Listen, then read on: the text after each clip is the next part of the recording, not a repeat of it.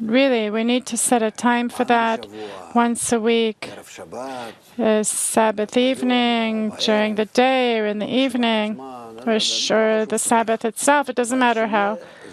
But there has to be a special time. That's a holy thing. The family sits down and discusses all kinds of things, and everyone has to talk about what happened, what he thinks, etc., in a manner that they have patience for, they put time aside for that. And first of all, we need to have this habit. I heard from my son, who's already 25 years, he's outside of the house. He's 40, and at the age of 15, he had to leave the house. He's in Canada because of health reasons, the weather. What he remembers from everything that happened was that on Saturday in the afternoon, on the Sabbath, we all sat together in one room on mattresses on the floor. That was a tradition. Even though we each had our own room with our own bed and everything, that was a tradition.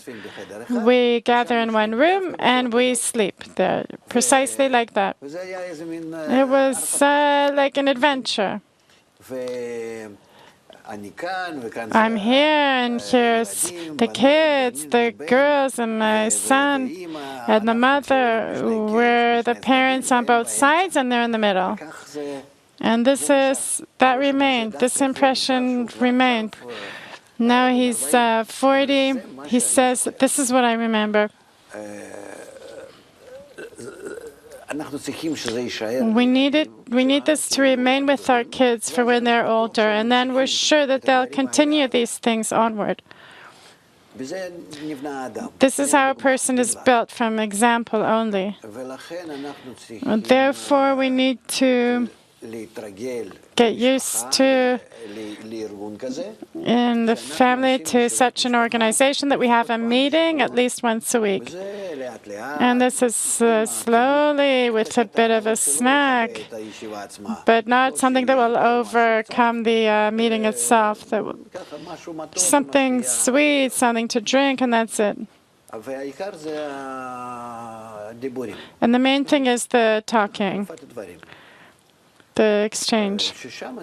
And there we open up in a psychological manner. Everyone discusses, everyone takes the things, their impressions from the week, and then we speak about it. Each of us, with their viewpoint, does a critique on what happened, expresses himself, and hears what others think. The main thing is that everyone can say and hear others' opinions. And at the end of the day, we need to reach each time some kind of agreement. Not a solution, but a single viewpoint, a single feeling about everything that happens. We need to get into everyone's emotion. Even if it's a 5-year-old girl telling us something about what's happening to her, we have to truly go along with her with this whole story that she's telling. And then we go back to the togetherness, how it's right to look at the story, how it's right to get out of this situation. Maybe we can balance out this feeling with our brain a little bit, the situation, to see things. And from this, she can learn how to get along with the other person. And not that little kids can't do that. They grab something for themselves and they don't see anything apart from that. From examples like that, we actually begin to learn one another. And at the end of the day, we need to, from all these talks, we have to come to something common, to some common feeling around this common table on which we are building something single that is called a family, where the mother, father, it can be our parents, it can be our grandparents. It can be our kids with their grandchildren as well, etc. Doesn't matter. Doesn't matter what the format is. The main thing is that it's the family. And the family is not just that we're gathering together to put each other down and getting old together. No.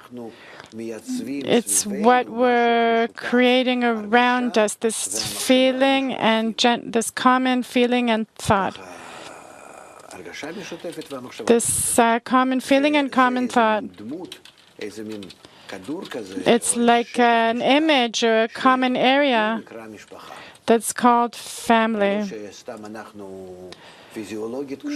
And not that we're physiologically connected to one another or according to where we live. And we want this feeling to guide us the entire week until the next week, and we'll strengthen it all the time, more and more. The more that we grow, the more that we change, and the world changes, this feeling has to get stronger, it has to take on new forms. And this is called a family on the path.